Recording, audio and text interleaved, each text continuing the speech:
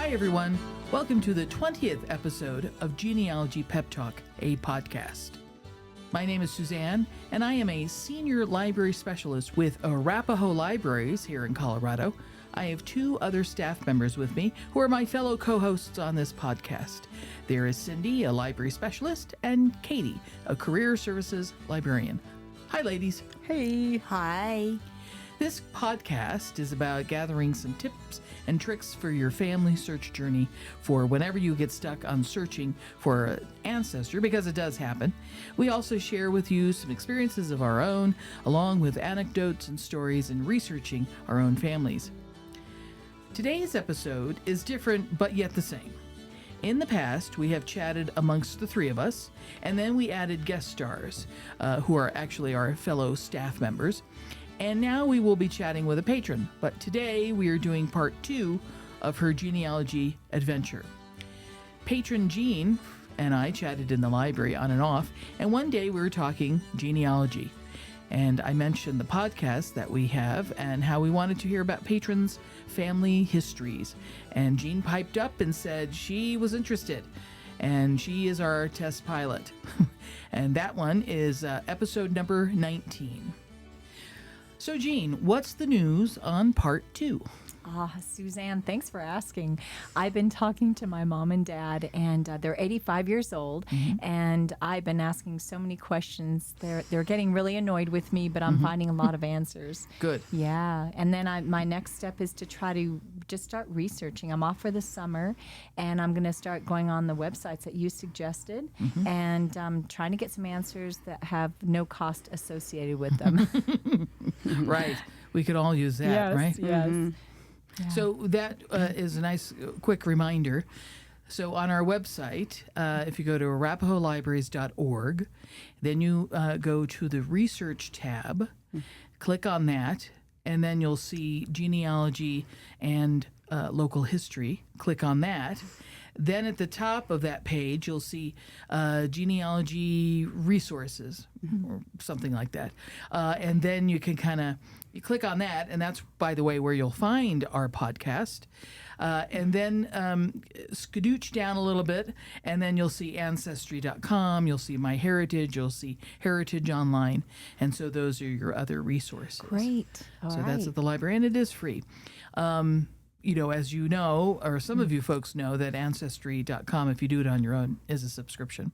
But hey, let's all save some money, right? Yes. The other free one we don't have, because you have easy access to it, is FamilySearch.org. So check that one out if you haven't already. Okay. Yeah. And I just wanted to reiterate what Suzanne and Katie and I always say. When your parents are around, talk to them, because they, even though sometimes their memories may not be right, you at least have a starting point with people's names and where they came from. And so you said that's where you got most of your information? I did. As a young child, I loved to hear the stories. I think really the origin is my grandfather. He was born in 1896, England, Plymouth, England. And he joined the Army, and he was in World War I. He was buried alive in the trenches. I think I talked about this in the first podcast. Yeah. But that was like a myth, a legend. Everywhere we went, he would tell everyone, I was buried alive at the Battle of the Somme. So as a young girl, I loved to hear his stories. And he recovered at Glamis Castle, Glamis, in Scotland. And so from that, I would just ask lots of questions. And I remember them saying, "What are you, a detective? Why do you keep asking so many questions?" But I loved hearing family history. And then about age 12, they started giving me all the family pictures and shoe boxes, and I'd put them in photo albums, and I would ask, stories behind the pictures. I just loved it. So that's kind of how I came upon getting all the information. And now my dad, who's 85, he has the slides, the old carousel of slides. Oh, yeah. And they're in his basement. And he said, G. Marie, you can have them, and I don't have nowhere to put them, but eventually I'm going to get them. We have something called the Digital Media Station, and usually there's about 2 in a couple of the branches. Are they in all of the branches? I believe they are now, yes. Okay. I think they are. So a lot of people will come in and bring, let's say, audio cassette. When you had mixtapes, Gen X out there, and mixtapes. And anyway, they want to put them online and so forth. Or if they have pictures they want to put online or whatever it is. But I'm sure slides is the other thing you can do, and make a picture show and so forth. You can do slides because that's what my husband did 2 Christmases ago. He sat there. It does take time. There's no way to speed it up, but you can put 6 slides, bring your own jump drive, and you can see the result. So that way, if a slide is turned over, I don't know, for us old folks, where we used to do the slideshow with our parents, you had to turn your head to the side. So you don't have to do that. And we have the digital frame that you can plug it in. And I love seeing all those photos of my family. And then we look at all the 60s furniture and like, oh my God, why did my parents throw that away? Because it would have been so much money on Antiques Roadshow. And everyone's smoking in it. Yeah. And everyone's for like a little yellow or orangey because the color is all out of whack. And they have the god-awful eyeglasses and, the weirdest outfits they're wearing because it's all polyester. And, and the hairspray. Right, And the hairspray and white socks. Aquanet. I love that. So you can do slides, and That is wonderful. if your dad has those in the basement, it is going to take a while, but they are so worth it.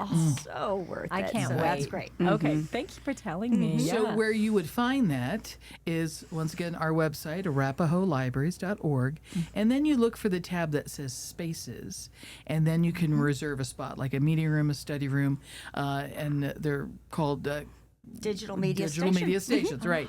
And so remember, each box is 30 minutes. So if you're doing 2 hours, you got to do 4 boxes. Anyway, so look on that, and then go to wherever the library you want to go to and do it there. And it's free. And it's free. That is great. Yeah. So get out all those old VHS tapes. Yeah. That sounds like a summer project. I remember that. Yeah, it does. So last time we met, we were talking about my mom and the Swedish-Finnish family in Duluth, Minnesota, and why they came there and what happened.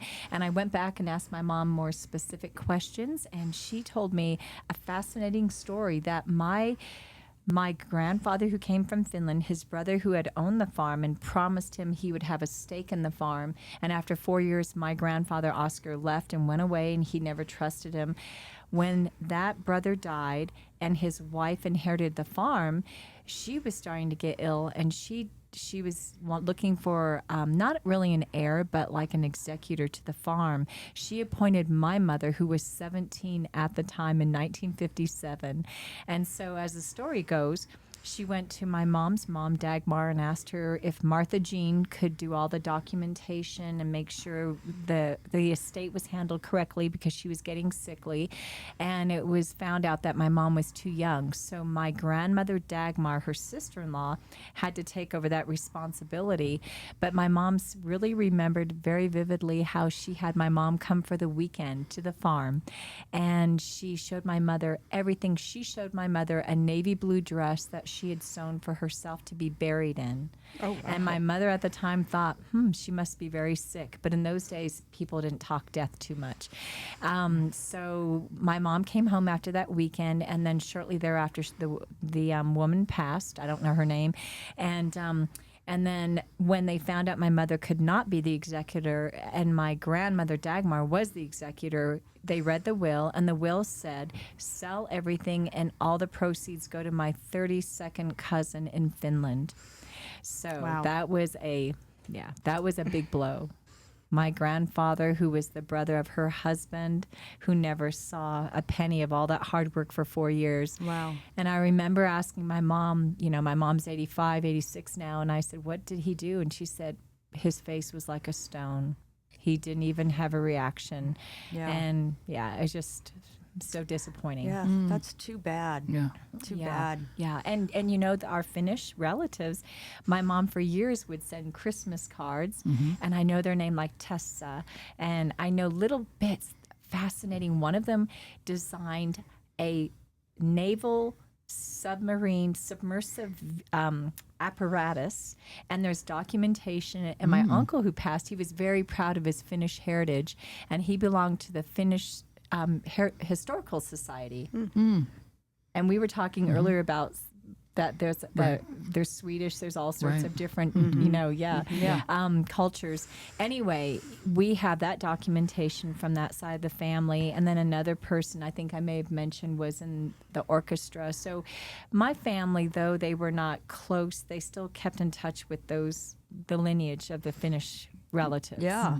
If you do dig a little bit deeper, during World War II, the Russians invaded the Finns, and I mean, they did hang out, hold on for 3 or 4 months against the giant Russian army, and it was this real. I read a book on it, and I had never known that. I do love World War II history and everything. It's because they had white uniforms and they were able to hide in the snow. The Russians didn't have stuff like that. And so it was kind of a David versus Goliath thing going for a lot longer than you would have expected. So I don't know if he was too old or involved in any of that, but it just was a really fascinating story, and I just love that. Yes. So, us genealogists, I think we agree that we like to perhaps watch Finding Your Roots, that great PBS show. If you haven't, tune in. It's usually on Tuesday nights at PBS, around 7 o'clock our time. And it's hosted by Henry Louis Gates. And what he has on there, what I have found through watching it, and I think we're on the... like I'm part of the show. The show is, I think, in its 11th season, so it's real popular. Yes. But some of these folks that Gates is interviewing, they look at their family members, and they'll go back in a couple of generations, and they'll see this one about 6 generations, and he's doing something similar that the current person they're interviewing is going through. Yes. So you can't tell me that there's some sort of cycle, because there is. Be it an artist, be it a politician, be it a con artist, be it whatever. Yes. And it's like following this trail, and I find that really interesting, and I don't know. It's a whole another episode. You're right. But it's just really informative. Yes. Yeah. Well, that there is science that,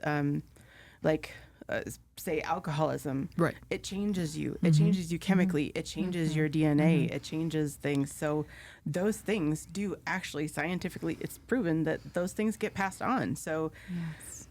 If it's important that if we have this long history of, abuse of some sort or, trauma of some sort, whatever, it's important that somebody finally deals with it. And, Right. So it's just, you look at the science and it's there that those kind of things change us. And, we, unfortunately, we know that now. I'm sure that, back in the day, people had no idea, and they were just like, well, it's just my problem, and it's like, well, no, it's going to affect. Right. Okay, so I believe from part 1 of your episode, way back a couple of months ago, we talked about perhaps family in Alabama. Yes. Did you find out any more information? Yeah, after our episode, I talked to my mom and I wanted to know all the details. She was a bit ambivalent. What she told me was the man that looked like her father with the bright blue eyes, and she at the time told me he was almost a spitting image of her father, and he would be the good age, about the age of being a brother to her. So that I don't know how that time frame works out. But anyway, she clarified it wasn't a tire shop. It was a grocery shop. So I did get some good details. A small grocer, and it was outside of Montgomery. So it was like Selma, Prattville area. And again, we lived there from 1973 to 1977. So it was in the 70s. And I asked my mom, I said, your dad wasn't married at the time. He was down south traveling. Do you think that could be a brother? And maybe he was a few years older than my mom. That would make more sense. But she said she kind of discarded that. She didn't want to pursue that. So that's, that would be interesting. And I would pursue it. But I think she actually told me the name of the grocer. So I didn't write it down, Suzanne. But I will write it down. But I who knows? The man would be in his 80s or 90s now. Yeah. But I thought that was fascinating because that's unusual for someone to say it looked just like my dad with the blue eyes and those blue Finnish eyes. She said they're like, she's described them as sky blue, light sky blue, like very specific. Yeah. Interesting. Yeah. Okay. So kind of a dead end at this point unless I pursue it because Mom's like, no, that didn't happen. Yeah. Okay. Ladies, all this information about all the resources at our fingertips, that is fascinating. I like transferring the slides and researching, the Merchant Marine. I think for me, and I don't know about other people who are interested in their family history, I do get a bit overwhelmed. There's so many resources. And so I almost want to be with somebody who's done it to show me how to do it. And I don't know, like in those, like Cindy, you were saying were to transfer the slides. Is there somebody there who would show me how to do it and sit with me for a bit? Oh, yes. So at the digital media stations, we have notebooks that will take you step by step. Okay. But we do have, our staffers can tell you too. Okay. So and we do have tech specialists at our libraries too. Okay. And they can show you, like, if you don't understand how to put it on your thumb drive or whatever, they can help you with that too. Okay, great. Okay, Jean, what is your genealogy organizational style? Okay. Or do you have one? No, I do not. And I'm going to be honest, I'm transparent. It is a bit haphazard. So I have boxes just stacked up of pictures. Then I have the Costco duplicate pictures from the 2000 stack. Right. And then I have all these little documents, like I told you, the Scottish genealogy from Stornoway. I have that somewhere in my room. Then I have the Finnish side, and it just frustrates me because I know I need to get it all together. And then I also know that my mom and dad are not in the best of health, 85, 86. We're going to see them this Sunday for Mother's Day, and I really, I know, Cindy, we were talking about recording them. Yeah, that's very important because, Suzanne mentions that in many of our of our podcasts, to record them while you have them. Yes. Yeah. So, and then what you could also do is, like, while you're recording them, you can also just take notes so you don't have to necessarily watch or listen to the recording depending on what you're doing with your recordings. But so you could just kind of take notes from what they say or what they remember. Yeah, that's a great idea. Yeah. Yeah, I will do that. And I think for me, and I know that my husband years ago, he would transfer people's 8mm slides. I mean, film. Yeah. And people would come in with like 20 shoe boxes. Oh my goodness gracious. And the film was brittle. And so there was just so many memories lost that way, where it just was not, salvageable. So I'm not going to be part of that. I think I'm going to try. I'm going to try to get all the, the documents together in one place. Right. And record. And here's the other thing. Just start small by getting a couple 3-ring binders. maternal side, paternal side. That's a great idea. You know, or, you know, instead of 2, get 4. This set of grandparents on the maternal side, and the same with the paternal. And just start that and just get some dividers, and, you know, and just say birth records, death records, marriage, so forth. Yeah. And you can, once again, boy, we're plugging this today, is that on the website, arapahoelibraries.org, you go to the ancestry.com, then they have blank forms for you to use. So you can just print them out, and then you can get a 3-ring punch thingy, and then just put them in your binder that way. And of course, there's all kinds of stuff, you know, to print off online. Okay. You know, there's some places, and so there is that. I mean, if you want to do quick and easy, and then just to kind of get them in a sort of semi-organized spot, mom stuff, dad stuff, at least that way, then you might feel better about it. Yeah. You know? Yeah, that's Well, and start out slow. Don't look at a huge box and say, "Oh my goodness, I'm never gonna get through that," because then you will get overwhelmed and you won't do it. I want to put in another plug for Arapahoe Libraries. We do have free 200 prints, 200 prints a day. You know, we do have the 3-hole punch that you can come and That's use. wonderful. So, you know, there's no reason no, not to do this. Cindy, you read my mind because I'm thinking, print it out. What?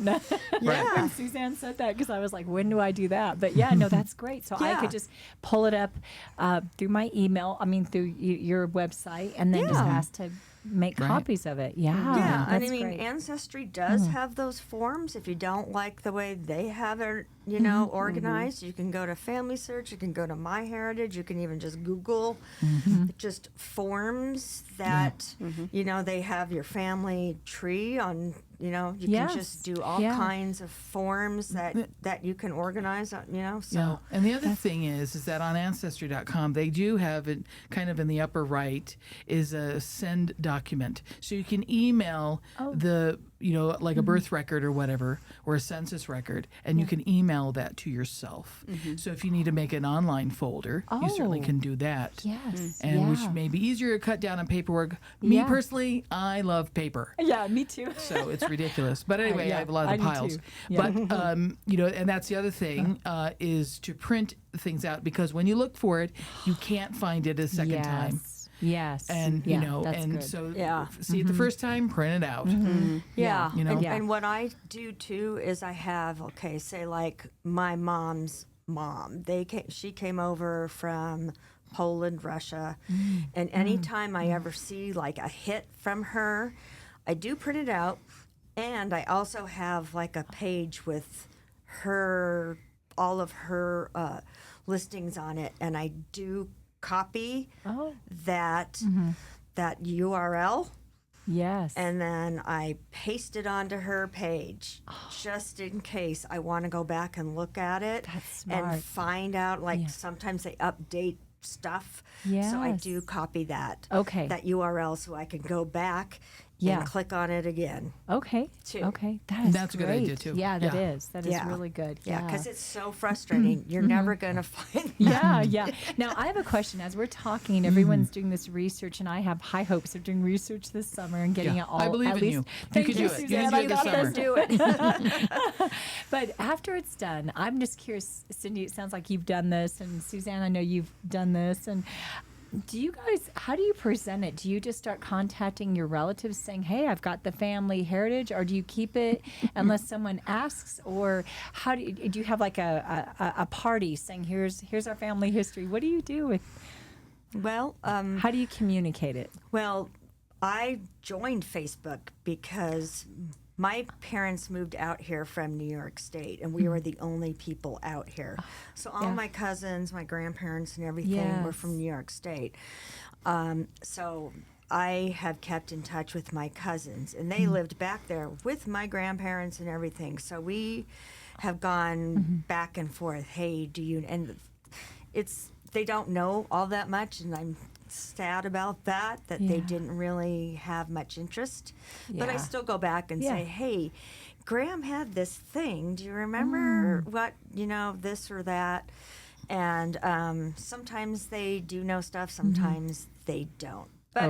But I do keep in touch with my cousins and stuff like that. So that's what I do. So that is a good story. My story is the opposite.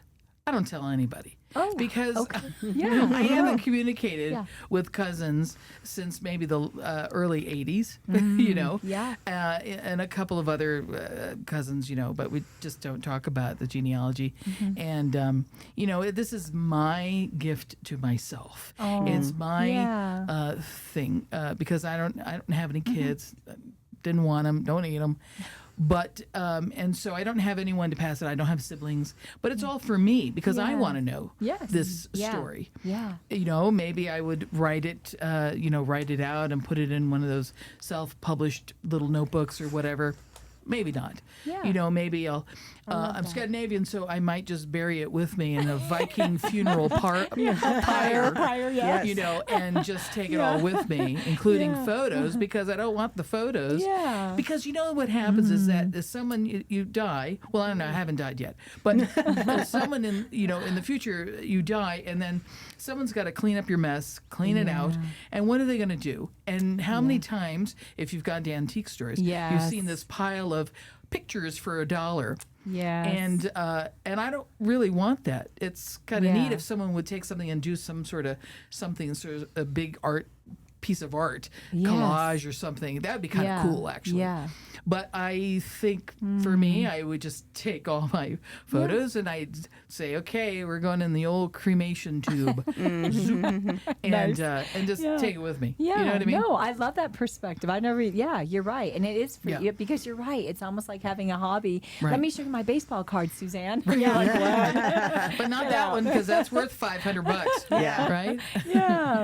No, that's beautiful. I like both. That's really great. So if you have a lot of family, for sure. But if you don't, then maybe the best thing is just to keep it to yourself and just share it with your friends or whatever. Like I talk about here. But I love that. I have an interesting story talking about the pictures. I just heard on the radio the other day that the actress Melissa McCarthy.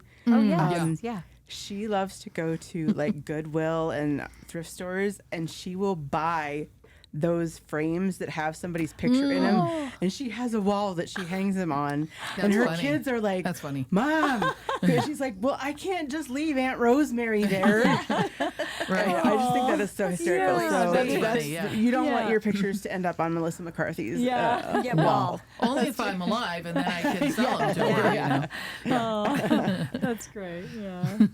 Okay, so as you know, we have a disclaimer because I think we just wrapped up our episode number 21 or number 20. Anyway, private joke. The three of us are not certified genealogists. We are just three people who are sitting around and having a chat about genealogy. We hope that some or all of this information helps you along the way to finding your family.